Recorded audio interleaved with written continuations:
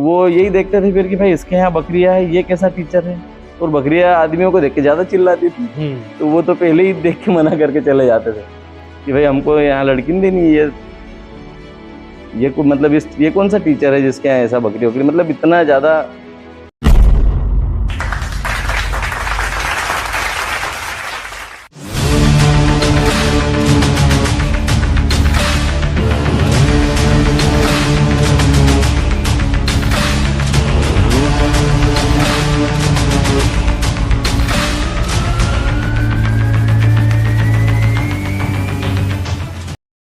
नमस्कार, मैं ऋषभ राज पाठक आपका स्वागत करता हूँ लीड लैब के मंच से। जिस प्रकार हम विभिन्न क्षेत्रों के दिग्गजों से आपको मिलाते हैं, वैसे ही शिक्षा के क्षेत्र के एवं कला के क्षेत्र के एक दिग्गज विक्रम माहेश्वरी सर से आज हम मिलने जा रहे हैं। सर, आपका स्वागत है लीड लैब के मंच। जी धन्यवाद आप। सर, सबसे पहले हम शुरुआत करते हैं आपके परिचय से। एक छोटा सा परिचय हमारे दर्शकों को। मेरा नाम, जैसा कि सर ने बताया, विक्रम माहेश्वरी है। मैं बुरहानपुर ज़िले के खकनार से बिलोंग करता हूँ और वहीं पे उत्कृष्ट स्कूल खकनार के अंडर में प्राइमरी टीचर के रूप में 2003 से काम कर रहा हूँ। और दूसरा मेरी जो हॉबी थी पेंटिंग की, उसको भी मैं साथ में आगे बढ़ा रहा हूँ। मेरे को जब भी जैसा भी समय मिलता है, मैं अपना पेंटिंग का काम भी जारी रखता हूँ। और मेरे स्कूल के छात्र हो या मेरे जो क्षेत्र के युवा हो, उनको भी मैं प्रेरित करता हूँ कि आप लोग कला के क्षेत्र में भी आगे बढ़े ना। बिल्कुल सर। सर, हम शुरुआत करते हैं हमारे क्वेश्चनों की कि आपका बचपन कैसा रहा और आपका जो बचपन से सफ़र रहा एक शासकीय शिक्षक बनने तक और अपनी हॉबी में एक श्रेष्ठ कार्य करने तक, तो उसका एक छोटा सा रूप हमारे दर्शकों। मेरा जन्म अपने बुरहानपुर ज़िले के शाहपुर में हुआ था। एक्चुअली मेरा पालन पोषण जो है वो मेरे नाना ने किया था। मेरे पिताजी ने मेरे जन्म के 3 वर्ष के बाद ही मतलब मेरी माता को त्याग दिया था। तो मेरे नाना पुलिस में थे, कांस्टेबल। तो उन्होंने ही हमारा बचपन से, मेरी माँ का भी, और हम क्योंकि 3 भाई है तो सबका पालन पोषण उन्होंने ही किया। और उन्होंने लगभग अपना पूरा जीवन हमारे को पाल पोस के अपने पैरों पे खड़ा होने में ही खर्च कर दिया है। तो जन्म वहाँ हुआ मेरा शाहपुर। उसके बाद में हम लोग फिर मेरा 82 में जन्म हुआ, 85 में नाना रिटायर हुए, खकनार चले गए हम लोग रहने। फिर उनकी पेंशन, उनका आखिरी वेतन 1250 रुपये था, तो उनको 610 रुपये पेंशन मिलती थी।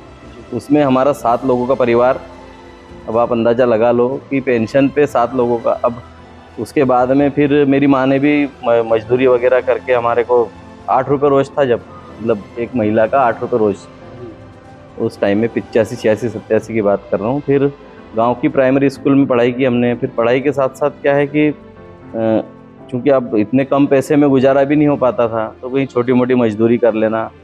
अपनी सरकारी स्कूल में पढ़ाई भी जारी रखी, मजदूरी भी की। उस टाइम में एक आदमी का रोज़ 25 रुपये हुआ करता था, 2000 के पहले, यानी 97-98 में।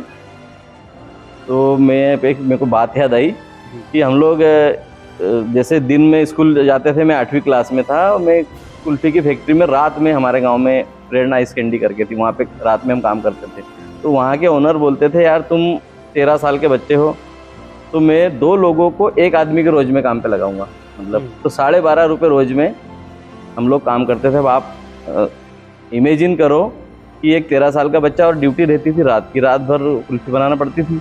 अब उसमें होता क्या था, कभी कभी क्या है, छोटी उम्र अपनी, दिन भर स्कूल, ये वो बच्चा थक जाता था, थोड़ा सा आँख झपक जाती थी। वो एनी टाइम आके वो फैक्ट्री का ओनर चेक करता था, और उसको ऐसा लगा सोया है। तो वो जो फ्रीजर जहाँ पे कुल्फ़ी बनती है ना, उसमें -500-700 डिग्री टेम्परेचर रहता है। वो मग्गे से पानी निकाल के हमारे मुंह पे छींटता था और बोलता था, बेटा तुमको यहाँ सोने के लिए काम पे नहीं लगाया मैंने। तो उस टाइम में 12.5 रुपये रोज़ कमा पाना, और ये इतना मतलब बहुत ज़्यादा संघर्ष था। उसके बाद फिर आगे चल के हमने बकरियाँ वगैरह भी पाली। मेरी शादी 2008 में हुई, 2007 तक मैंने बकरी चराई जी। यानी बिल्कुल बताने जैसी बात है, मेरे को कोई संकोच नहीं है।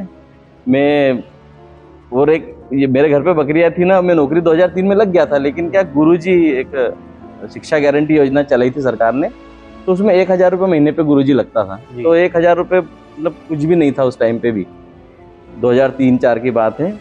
तो गुजारा उसमें भी नहीं हो पाता था, तो फिर हम लोग बकरियां वगैरह पालते थे, बकरी चराते थे। तो मेरे को था तो मैं शिक्षक, लेकिन मेरी सैलरी और ये सब कुछ तय नहीं था। फिर मेरे को लड़की देखने वाले भी आते थे ना, तो वो जैसे महाराष्ट्र, ज़्यादातर में हमारा समाज महाराष्ट्र में ही है, वो रहा नकारात्मक। फिर उसके बाद एक और बात याद आ रही मेरे को, 96 में मेरी माँ को कैंसर हो गया।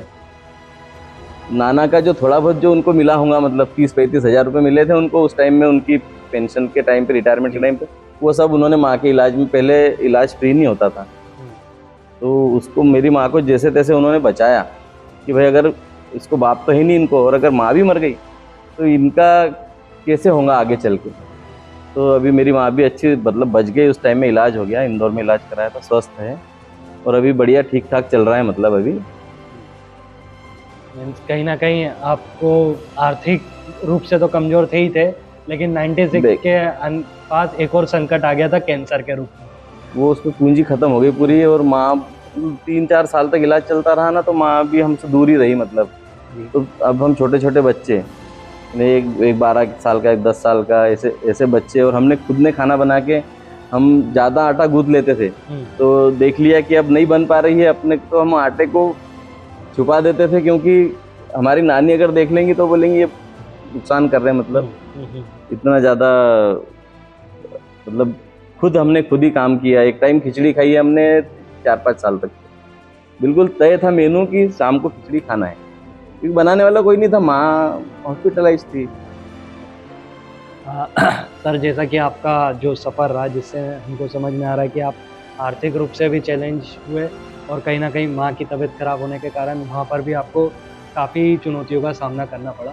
लेकिन हम आपके जो कार्य क्षेत्र है उससे एक क्वेश्चन लेना चाहेंगे कि आपका जो एजुकेशन रहा वो शासकीय स्कूल से रहा, और आप एक गुरुजी गारंटी योजना क्या थी, और आप उससे फिर एक शासकीय शिक्षक में कैसे?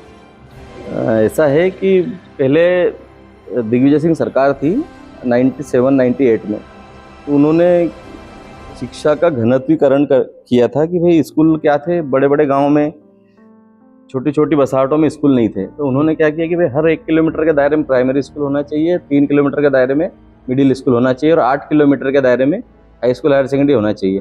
तो उसमें क्या हुआ कि छोटी छोटी जो बसाहटें थी वहाँ पे भी स्कूल तो खुले, लेकिन जैसा कर्मी कल्चर इन्होंने लाया था कि भाई पंचायत वाला है तो पंचायत कर्मी, शिक्षा वाला है तो शिक्षा कर्मी, तो जो शिक्षक पद खत्म कर दिया था इन्होंने एक पंचायत स्तर पे ही कोई भी जो 12वीं पास व्यक्ति है जो योग्य है उसको पंचायत से लगा दो, और 1000 रुपये महीना उसको मिलेगा, और उसका कोई सेवा शर्तें वगैरह कुछ नहीं, बस उसको 1 महीना काम करना है, 1000 रुपये लेना है, इस टाइप का वो मामला था। तो फिर उसमें क्या है, 2003 से 2008 तक तो बिल्कुल उतने में ही हम लोग काम करते रहे। जो बाद में लगते थे संविदा शिक्षक, उनको 2500 रुपये तनख्वाह मिलती थी, हमको 1000 रुपये तनख्वाह मिलती थी।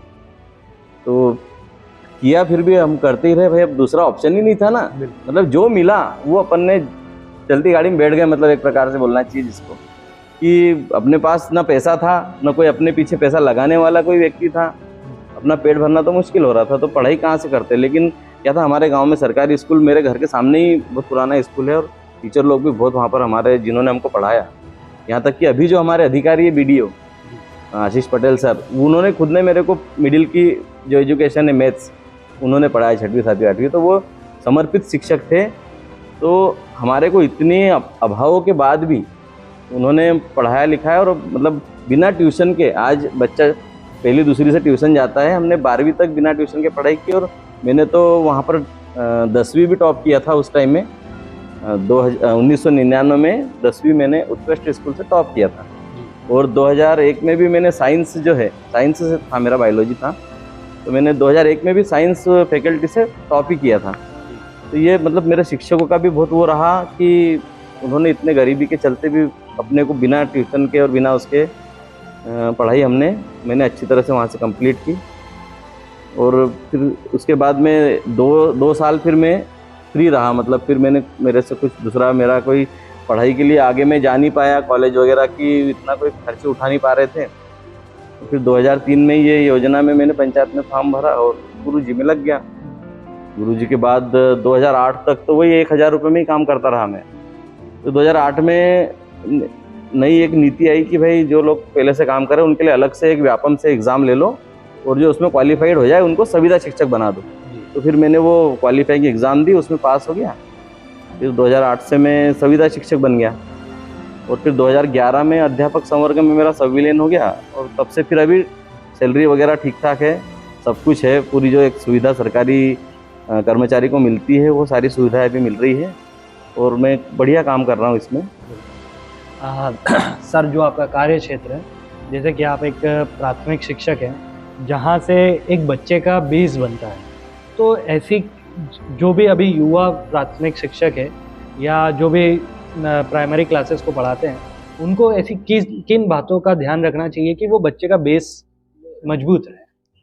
देखिए सर, ऐसा है कि अभी आपको भी पता है बहुत हाईटेक ज़माना है, ठीक है ना, लेकिन बच्चों को बेसिक स्तर पे अपने को उनको ये मोटिवेशन देना है कि देखो भाई लाइफ का जो अपना जो सर्कल रहता है, जो अपनी जो सीढ़ियाँ रहती है, जो आयाम रहते हैं, वो अभी आपकी जो एज है उसके हिसाब से अभी आपकी क्या नीड्स है, आपकी हर 1-2 साल में नीड्स आपकी बदलती चलेंगी। बिल्कुल। मतलब आपकी शिक्षा के क्षेत्र में भी और आपका जो दूसरा जो माहौल है उसमें भी। और अभी तो इतना समय ऐसा आ गया है कि बिल्कुल 6 महीने में नीड बदल रही बच्चे की। तो इस टाइम में उसको देखो, अपन ने बहुत सारी टेक्नोलॉजी आ गई, ऑनलाइन क्लासेस आ गई, पूरी दुनिया एक हो गई है आज के तारीख में। लेकिन फिर भी आज एक टीचर की उतना ही महत्व है अपने बच्चों के लिए। अगर ऐसा रहता तो फिर तो ये सब खत्म हो जाता, घर घर में ऑनलाइन क्लासेस चालू हो जाती। तो उसमें क्या है कि बच्चे को बांधे रखना कि देख भाई आप तेरे को आगे जिस टाइप से ये जो तेरी मतलब किस क्षेत्र में क्या काम करने में तेरी ज़्यादा रुचि है। अपन क्या बोलते हैं बचपन से बच्चे को कि भाई तेरे को ये बनना है वो बनना है, और उसके बाद में अपन उसको थोड़ा सा जो व्यवहारिक ज्ञान है, व्यवहारिक ज्ञान भी बहुत ज़रूरी है। क्योंकि अगर अपन केवल किताबी ज्ञान देते रहे तो उसमें क्या होता, फिर बच्चा एकदम से अगर उस पर कोई अलग से कोई ऐसा लोड आ जाए ना तो उसको झेल नहीं पाता वो। और उसी में अभी अब जो अपन देख रहे हैं बहुत सारे बच्चे, कोई सुसाइड कर ले रहा, कोई कुछ हो जा रहा है ना, बहुत तेज गति से चल रहा है ये काम। तो इन सब चीज़ों में क्या है कि जब तक बच्चे को अपन बताएंगे नहीं, अब जैसे मेरा उदाहरण ले लो, तो अपन क्या है अपना संघर्ष उनको बताएंगे नहीं, तब तक बच्चा अपने जीवन में कुछ कर नहीं पाएगा। एक कहानी मेरे को और याद आ रही, आई हूँ आपके पास तो। तो क्या होता है भाई, एक सुनने लायक कहानी है। एक बहुत बड़ा सेठ रहता, करोड़पति सेठ रहता। अब वो एक दिन आईना देखता तो उसको क्या है, उसके कुछ बाल सफ़ेद होते दिखते। तो वो क्या सोचता, उसका एक इकलौता लड़का रहता, तो वो बोलता यार बेटा इसको अब मेरा ये सब सौंप देना है, क्योंकि मैं बुजुर्ग हो चला और इसको सिखाना भी है मेरे को काम। भाई जीवन क्या होता है, संघर्ष क्या होता है, पैसा क्या होता है, कमाई क्या होती है। बोले मेरे पास तो बहुत कुछ है, मैं इसको अभी डायरेक्ट दे दूंगा तो इसकी वैल्यू समझ में नहीं आएंगे। तो वो उसको उठाता दूसरे दिन सुबह, जा बेटा बोले 2 पैसे कमा के ला। अब वो अमीर बाप की औलाद दिन भर घूमता, शाम को वापस आता, काय का 2 पैसे कमाना। उसकी बहन आई हुई रहती उसके मायके में, उसकी बहन को बोलता ला दीदी मेरे को 2 पैसे दे। वो बोलती बेटा भैया 4 पैसे ले। बोले वो लेता 4 पैसे, उसके पिताजी के पास जाके दे देता। पिताजी बोलते जा बेटा इसको कुएं में फेंक के आ जा। तो वो बच्चा जाता, वो 4 पैसे को कुएं में फेंक के आ जाता। उसके पिताजी समझ जाते, उसकी बहन को बोलते बेटा अब तेरा हो गया मायके का, अब तू जा तेरी ससुराल। दूसरे दिन फिर सुबह उठाता 8 बजे, जा बेटा 2 पैसे कमा के ला। फिर बेटा जाता, फिर दिन भर घूमता, काय का कमाना वमाना। फिर शाम में वापस आता, फिर उसकी माँ रहती घर पे, उसकी माँ को बोलता मम्मी मेरे को 2 पैसे दे। वो बोलती ले भैया 2 पैसे। फिर पिताजी के पास जाता, पिताजी ये 2 पैसे लाए, बोले मैंने, जब बोले इसको भी कुएं में फेंक के आ जा। फिर कुएं में फेंक के आ जाता। अब उसका पिताजी वो समझ जाता पिताजी कि भाई माँ से लिए होंगे, अब घर में माई तो है केवल। उसकी माँ को बोलता तू भी जा, तेरे मायके से 2-4 दिन घूम के आ जा।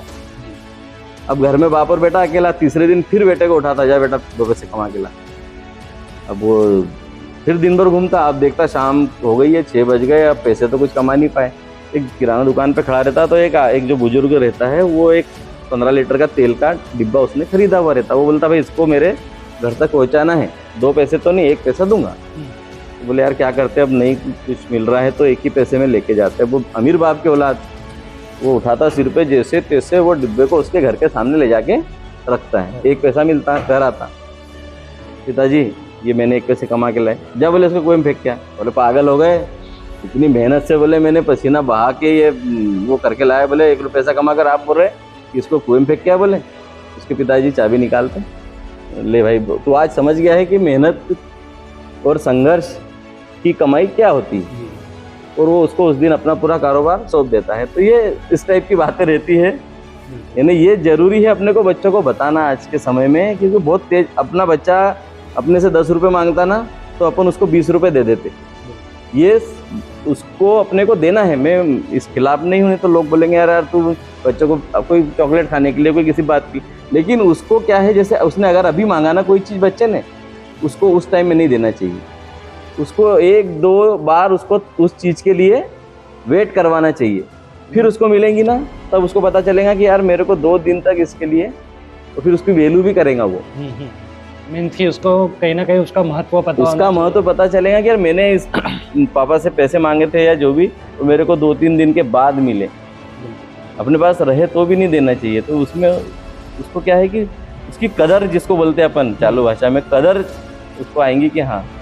मीन्स आपका कहना ऐसा है कि जो हमारा मॉडर्न युग है उसमें कहीं ना कहीं सोर्सेस तो बढ़े हैं, रिसोर्सेस तो बढ़े हैं, लेकिन व्यवहारिक ज्ञान की कमी हो रही है बच्चों में, और एक और चीज़ संस्कार की कमी भी कहीं ना कहीं बहुत कमी हो रही है। अभी अब मोबाइल का ज़माना है, अब क्या है रील्स और इसका ज़माना है, बच्चे टाइम ही नहीं निकाल पा रहे, बुजुर्गों के पास बैठ नहीं पा रहा कोई, क्या हो रहा है। हालांकि बुजुर्ग भी अब उतना समय नहीं दे पा रहे, क्योंकि देखो मैं देख रहा हूँ 70-80 साल वाले के पास में भी एंड्रॉइड है, और एक 2 साल का बच्चा, अभी मेरा भतीजा है एक 2 साल का भी नहीं हुआ है अभी, वो पूरा एंड्रॉइड चला लेता है यार, उसको पूरा स्लाइड कर लेता है, सब कुछ वीडियो वगैरह देख लेता है। तो इतना यानी आदमी को इन चीज़ों के लिए समय नहीं बचा, संस्कारों की बहुत कमी हो गई है। सर अगला क्वेश्चन हम आपके हॉबी से लेते हैं कि आपको पेंटिंग का शौक कहाँ से? पेंटिंग देखो, पेंटर बनने के पीछे भी बहुत इंटरेस्टिंग कहानी है। मेरी राइटिंग शुरू से अच्छी थी, मतलब मैं प्राइमरी क्लासेस से ही मेरी राइटिंग अच्छी थी। हमारे एक टीचर थे, उनकी राइटिंग बहुत अच्छी थी, चिमनकारे सर उनका नाम था, रमेश कुमार चिमनकारे। उन्हीं की राइटिंग को देख के मैं इंस्पायर हुआ, उन्होंने मेरे को सिखाया। उसके बाद में एक मिडिल में रावत सर थे, उनकी राइटिंग बहुत अच्छी थी इंग्लिश की, तो इन्होंने फिर मेरे को अच्छी हैंड राइटिंग सिखाई। उसके बाद फिर एक बार क्या हुआ, हमारे यहाँ पे मैं शायद 9th में था, तो हमारे प्रिंसिपल थे वहीं उत्कृष्ट के ही हसन साहब, तो कोई इंदौर से कोई उपायुक्त या कोई आ रहे थे निरीक्षण के लिए स्कूल के, तो वहाँ स्कूल में छात्रवृत्ति की जानकारी लिखना थी कि भाई बच्चों को कितनी छात्रवृत्ति दी जाती है पर मंथ।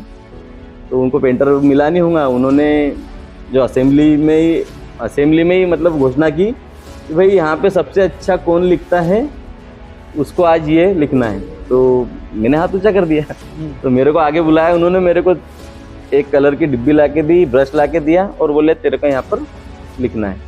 तो वो छात्रवृत्ति की जानकारी मैंने पहली बार लिखी, उन्होंने मेरे को खुश होके 20 रुपये इनाम दिए थे उस टाइम में। तो वहीं से मेरे को ऐसा लगा कि यार अपन कुछ बने ना बने, नौकरी लगे ना लगे, लेकिन कम से कम इस चीज़ को अगर अपन आगे बढ़ाएंगे तो अपन अपना पेट वेट भर के जरा थोड़ा सा, और ये क्या है अपने इंटरेस्ट से रिलेटेड मामला है ना, तो अपने को इसका बोझ नहीं, मतलब काम करने में थकेंगे नहीं अपन।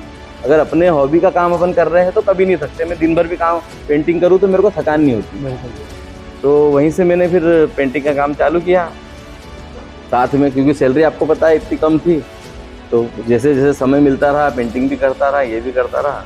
मैं मतलब बहुत आगे बढ़ गया हूँ पेंटिंग में भी, और अपना नौकरी तो चल ही रही है। सर आप देश के युवाओं को क्या संदेश देंगे? मैं देश के युवाओं को यही संदेश दूंगा कि भाई अपने को अभी सबसे मेन चीज़ तो सीरियस हो जाना है। सीरियस काहे के लिए? अपने कैरियर के लिए मेन चीज़। अभी अपन जिन चीज़ों का उपभोग कर रहे हैं, मोबाइल है, गाड़ी है, बहुत सारे दूसरे मनोरंजन के साधन है ना, तो अपने को इन चीज़ों को थोड़ा सा अपने को उपलब्धि हासिल कर लेना है। अपने को अभी फ़िलहाल अपनी उम्र के हिसाब से जो अपने को जितनी भी पढ़ाई है ये सब कंप्लीट करना है, अच्छे से अपना एक अच्छा कैरियर तय कर लेना है। उसके बाद फिर ये सब चीज़ें कहीं जा नहीं रही है, मतलब ये तो रहेंगी आगे भी, लेकिन अगर अपन थोड़ा सा अपने मन के बहकावे में आके और अपना ज़्यादा ध्यान मोबाइल में और इनमें लगा लेंगे तो अपन मतलब अभी इतना तेज चल रहा है समय कि बहुत पीछे छूट जाएंगे अपन। और फिर वही है अपन, फिर वही डिप्रेशन, आपने जो बात बोली, फिर लोग डिप्रेशन में आ जाते हैं। फिर अब ये देखो, संघर्ष अगर आदमी करेगा नहीं तो उसको सफलता मिलेगी नहीं। कोई एक रात का में मिलने वाला काम नहीं है ये। जैसे अगर कोई अपने को कोई उपलब्धि हासिल करना है तो कोई एक रात और 1 घंटे का काम नहीं है, ये सतत चलने वाली प्रक्रिया है। आदमी को कंटिन्यू मेहनत करना पड़ेगी और कंसंट्रेशन आज के ज़माने में बहुत, क्योंकि देखो अपना ध्यान भटकाने के लिए ना पूरा भरा पड़ा है अपने चारों तरफ, और अपने को फिर भी देखना नहीं है। जैसे अपन उदाहरण के लिए अपन देखते हैं कि बच्चा रात में गली में अपन जाते हैं ना, आपके छोटे अंग में भी, तो अपन क्या जब अंधेरे में कहीं गली से निकले अपन क्या सोचते, इधर उधर नहीं देखते थे अपन सीधे, क्योंकि अपने को डर था कोई भूत तो नहीं है पड़ोस में। तो ये जो भूत जो है ये बस ये मोबाइल और ये फ्रेंड सर्कल, और आजकल आप देख ही रहे हो मोटरसाइकिलें, ये वो बहुत दुनिया भर का ये सब भूत अपने अड़ोस पड़ोस में खड़े, और अपने को बिना किसी के तरफ ध्यान दिए सीधा अपना रास्ता तय करना है। फिर उसके बाद आप एक बार अच्छी उपलब्धि पाल होंगे, अच्छा कैरियर आपका बन जाएगा, उसके बाद में फिर आप करो ना, आपको कौन रोक रहा फिर, है ना। मीन्स कि है ना, वो अपना एक लक्ष्य निर्धारित करे, हाँ, और सिर्फ उसके ऊपर ही निरंतर रहे, और जब वो अचीव कर ले उसके बाद उसको कौन, फिर उसके बाद करो ना, फिर क्या आप लोगों को करना है। बिल्कुल सर। सर आपको जो अभी तक अचीवमेंट मिला है, उपलब्धियाँ मिली है, उसके सफलता का श्रेय आप किसको देंगे? मैं सफलता का श्रेय तो मेरे नाना को ही दूंगा यार। उन्होंने पूरी लाइफ खपा दी, पूरी ज़िंदगी। मतलब देखो, उनको एक ही लड़की थी, पहले लड़की को पाला, उसके बाद में फिर वो लड़की आपको बताया उनको बीमारी होगी, फिर हमको 3 भाइयों को पाला, और अभी तक वो पाल ही रहे। उनकी 90 काशीराम दानखड़े उनका नाम है, और 98 साल की उम्र हो गई है उनकी अभी भी। मतलब उनके कर्म इतने अच्छे कि ईश्वर ने अभी भी इस ऐसे समय में उनको, इतना कोरोना चला गया मतलब, फिर भी उनको जीवित रखा है। ये मतलब अब अपन क्या, इसका प्रमाण तो ईश्वर दे रहा है कि भाई उन्होंने काम ऐसा किया है। तो मेरा पूरा श्रेय मेरे नाना को जाता है कि जिन्होंने इतने विषम परिस्थितियों में भी केवल पेंशन पे मतलब हमको पाल के और आज इस मुकाम तक पहुंचाया है। सर आपने लीड लैब के मंच के सारे सवालों का जवाब बड़े बखूबी तरीके से दिया। हमारा अंतिम प्रश्न कि लीड लैब के मंच पर आकर आपका अनुभव कैसा रहा? देखिए, मेरे को जैसे ही आप पता चला मतलब लीड लैब के बारे में, तो मेरा छोड़ो, मेरे को कोई मेरा संघर्ष बता के कोई वो नहीं है, लेकिन अगर मेरे यहाँ पर आके आपके स्टूडियो में आके अगर मेरी बात से कोई 1% भी अगर इंस्पायर हो जाए, तो मैं पहली बात तो बहुत अपने आप को उसको सफल मानूंगा कि भाई मेरे से किसी ने प्रेरणा ली। और दूसरी बात, इन चीज़ों को सभी जगह पे इसका सभी लोगों तक इस बात को पहुंचाने में आप लोगों का बहुत बड़ा योगदान मेरे को दिख रहा है। और ये ऐसी चीज़ों को लोग बहुत सारी दूसरी चीज़ें, मनोरंजन वाली चीज़ों को तो बहुत लोग वो करते हैं, लेकिन आप लोग देख रहे हो कि यार कैसे कैसे लोग नकारात्मक जगहों से आके और अपनी मेहनत से, संघर्ष से आगे बढ़ रहे हो। और इसी से अगर वास्तव में किसी को अगर प्रेरणा मिल जाए तो आप लोगों का भी काम मैं सफल मानूंगा क्या। और मेरे को बहुत अच्छा लगा कि भाई इस टाइप का भी मैं इसलिए तो आया हूँ आज। मेरी अभी मीटिंग थी, मैंने फ़ोन किसी ने बात की थी, तो अभी वो हमारा चल रहा है जारी प्रमाण पत्र वाला मसला, मैं उसको निपटा के और बहुत उससे आया कि यार ये ऐसा क्या है, मतलब मैं एक बार जाके देखूँ तो सही। बिल्कुल। तो मेरे को बहुत अच्छा लगा कि आप लोग हमारे संघर्ष, या मेरे जैसे बहुत सारे लोग हैं मेरे से भी ज़्यादा संघर्ष वालों की गाथा को आप दिखा के और बाकी लोगों को इससे प्रेरणा लेने के लिए आप लोग इस टाइप का काम कर रहे हैं। ये वास्तव में अपने समाज के लिए और देश के लिए बहुत बहुत ज़्यादा मतलब आपको इसका साधुवाद मिलना चाहिए। आपको बहुत ज़्यादा इसके लिए शुभकामनाएं, बधाई। आप ऐसे ही काम करते रहे। और सही में आज जो हमारा युवा है वो बहुत ज़्यादा भटकाव और अपने लक्ष्य से मेरे को लग रहा है विचलित हो रहा है। तो वो अगर आप लोगों के वीडियो वगैरह देखे और थोड़ा सा भी आप लोगों से प्रभावित हो जाए तो बहुत आपका सब काम सफल हो जाएगा। सर हमारी टीम को भरोसा है कि इस साक्षात्कार को देखने के बाद कई युवा जिस तरीके से आपने बताया कि एक लक्ष्य निर्धारित करें और अपने पथ पर, सफलतम पथ पर निरंतर रहे, तो वो सफलता को पाएंगे। सर आपका बहुत बहुत धन्यवाद। थैंक यू आपका, फिर एक बार थैंक यू मेरे को यहाँ पर बुलाने के लिए।